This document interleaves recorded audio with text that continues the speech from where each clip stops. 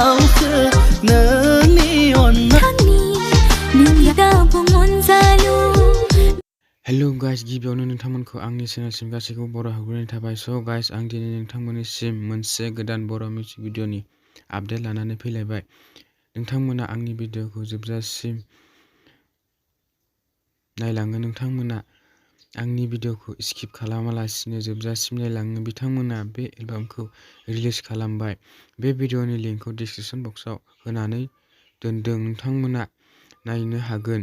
भिडिअ'खौ नायखांबायबा माबायदि मोनदों कमेन्ट खालाम आरो बेफोरबायदि भिडिअ'खौ नायनो मोजां मोनोब्ला आंनि चेनेलखौबो साबस्क्राइब खालामना लानो हागोन, मानोना आं बेबायदिनो बर' फिल्म आरो बर' मिउजिक भिडिअ'नि सोमोन्दै निउस लानानै फैयो।